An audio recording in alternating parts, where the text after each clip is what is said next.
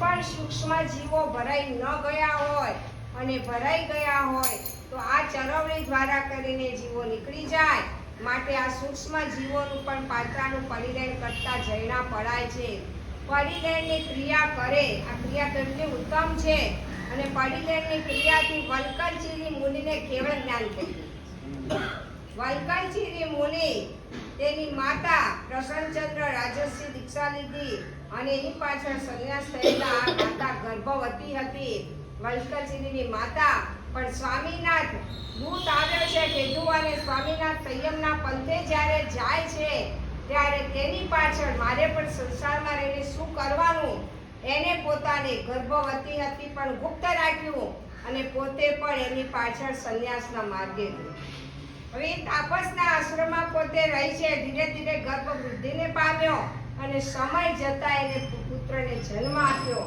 હવે જન્મ આપ્યા પછી જંગલની અંદર એવું તાપસના આશ્રમમાં ત્યાંના છે વૃક્ષની છાલ એના વસ્ત્રો પહેરે અને એ બાળને કશી જ ખબર નથી કોઈ જાતની કાંઈ. પણ ત્યાં રહ્યા એના જે સંસ્કારો છે એ સંસ્કારોના કારણે તાપસની પાસે શું હોય? તુંબડું હોય. શું હોય? કમંડલ હોય ને, એનું જે કમંડલ અને એના કમંડલને એક વખત પોતે કાંઈ પણ લે વાપરવા ત્યારે જોઈને લે અને એ વખતે પોતે એને પ્રમાણજી કરી અને પોતે લે છે. જોવા માંડ્યું અંદર જીવોત્પત્તિ છે તો એને પોતે જીવોત્પત્તિને પણ જૈના કરી અને પછી એ વાપરે છે. અને આવી એ સૂક્ષ્મ ક્રિયા કરતા કરતા મનની ધારા ચડી ભાવ કયો હતો? જીવની રક્ષા કરવાનો. અને એ જ વખતે વલ્કલચિરીને કેવળ જ્ઞાન થઈ ગયું.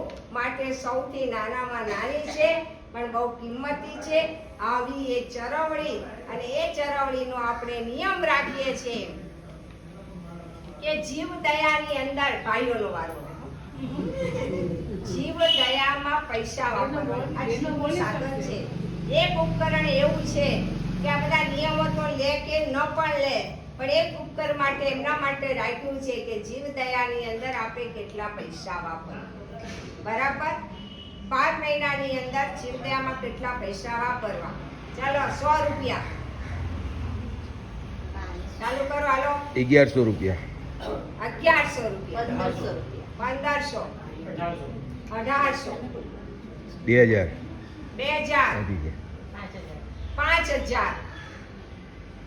12 મહિનાની અંદર 5000 રૂપિયા જીવદયામાં વાપરવા. આપણું કાર્ય આવે છે જીવદયાનું. નેમિનાથ પ્રભુ એ પૈસા એમાં પણ વાપરી શકાશે. જીવદયા છે.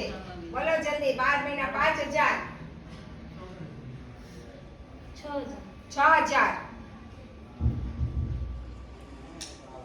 6000, 7000, 8000, 8000 રૂપિયા જીવદયામાં વાપરવાના આપણે. 11000, 11000 રૂપિયા એક વાર. 11000 રૂપિયા એક વાર, બે વાર, અઢી વાર, 3 વાર. ચાલો સરસ. લો ભાઈઓ લઈ લીધું.